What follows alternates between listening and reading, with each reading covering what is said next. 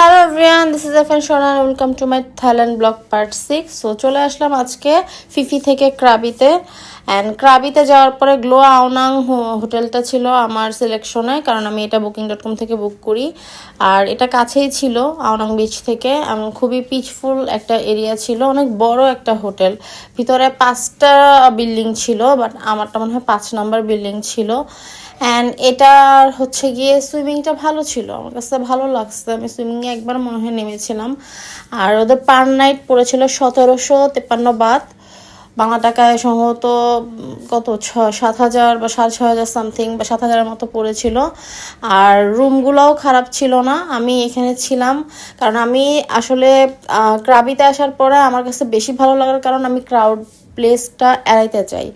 আর এখানে এত ক্রাউডেড ছিল না, খুবই ছিমছাম ছিল, পরিষ্কার পরিচ্ছন্ন একটা কান্ট্রি। আর সবচেয়ে বড় কথা হচ্ছে খাবার নিয়ে আপনার টেনশন করতে হবে না, যেহেতু ক্রাবিতে মুসলিম বেশি থাকে। থাইল্যান্ডের বেশিরভাগ মুসলিমে ক্রাবিতেই আছে। সো আপনি খাবার নিয়ে টেনশন করার কিছু নাই। হোটেল থেকে বের হয়ে আমি একটা রেস্টুরেন্ট পাই এবং খাবারও খুব ওয়ার্থ ছিল, প্রাইসও রিজনেবল ছিল। এখান থেকেই হচ্ছে গিয়ে আমি খাই লাঞ্চ। আর সামনে কিছু দোকান ছিল, বাট ওগুলো বন্ধ ছিল, সন্ধ্যার পরে হচ্ছে ওপেন থাকে। তো সন্ধ্যার পরে যখন বের হলাম তখন কিছু দোকানপাট ছিল অ্যান্ড এরকম একটা ব্রিজ ছিল। আমি ভাবতেছিলাম এইরকম একটা ব্রিজ যদি আমাদের এখানে থাকতো কি হইতো। হয় টিকটকাররা টিকটক করতো, আইদার হচ্ছে ঝালমুড়ি ফুচকাওয়ালারা বসে পড়তো। যাই হোক, অনেক সুন্দর সাজানো গোছানো, খুবই সুন্দর ছিল। এবং এক পাশে হচ্ছে এত সুন্দর মানে উল্টা পাশে হচ্ছে এরকম নাইট মার্কেট, বিভিন্ন রেস্টুরেন্ট, আর একটা পাশে হচ্ছে এই যে দেখেন এরকম সুন্দর হচ্ছে বসে আপনি হচ্ছে সমুদ্রের ফিল নিতে পারবেন। অনেক ভালো লাগবে, আপনার মনটাই ভালো হয়ে যাবে। আর আমার এই ধরনের নিরিবিলি এই ধরনের খুব ভালো লাগে। আর আওনাং নাইট মার্কেটটা অনেক বড়। এখানে যে দেখতেছি যে এরকম একটা লোক, হ্যাঁ, উইক পরে গান গাচ্ছিল। এখন একে লেডি বয় বলবো না, বাট আমার মনে হয় সে এন্টারটেনমেন্ট দেওয়ার জন্যই হচ্ছে উইকটা পরছে, কারণ তার গান শুনে মনে হলো।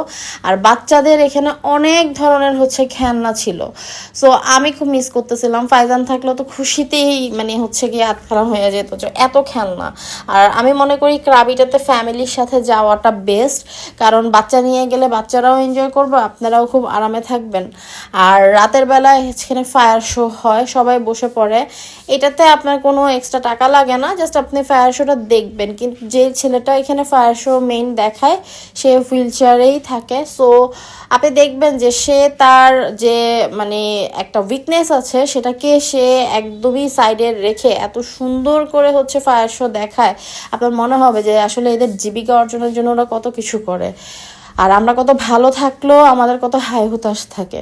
সো অনেক সুন্দর। এই যে দেখেন সে খুব সুন্দর করে হচ্ছে গিয়ে তার আর্টটা সে দেখাচ্ছে, ভালোই লাগলো। আর আপনি ডোনেট করে দিয়ে আসতে পারবেন ডোনেট বাক্সে, এটা আপনার উপর।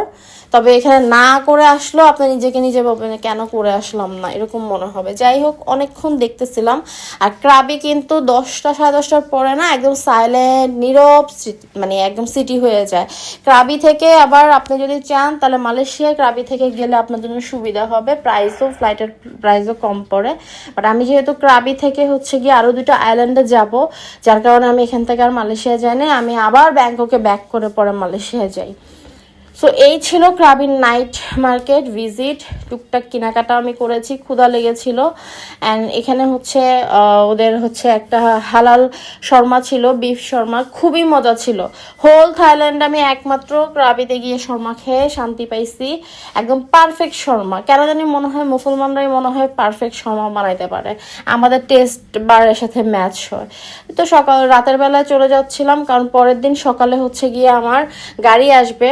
টাইম ট্রাভেলারের কাছ থেকে আমি 7 আইল্যান্ড হপিংটা নিয়েছি।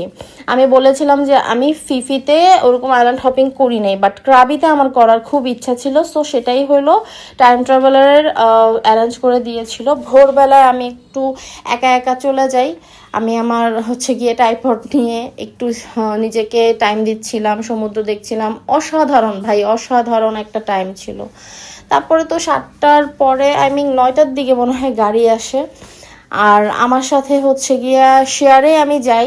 শেয়ারে গেলে একটু বাজেটটাও কম পড়ে। আর হচ্ছে গিয়ে এখানে সবাই ছিল হচ্ছে গিয়ে ইন্ডিয়ান ছিল। আবার আমরা যেখানে যাই সেখানে আমাদের বোটে আরও 2জন ফরেনারও একসাথে উঠে। সো সবাই মিলে একসাথে রওনা হই। সম্ভবত 11টার মধ্যেই আমরা পৌঁছায় যাই। আমাদেরকে ফার্স্টে গাড়ি দিয়ে, গাড়ি বলতে ওদের এখানে এটা টেম্পুর মতো, হ্যাঁ টেম্পু আমাদের যেমন ওরকম টেম্পুর মতো।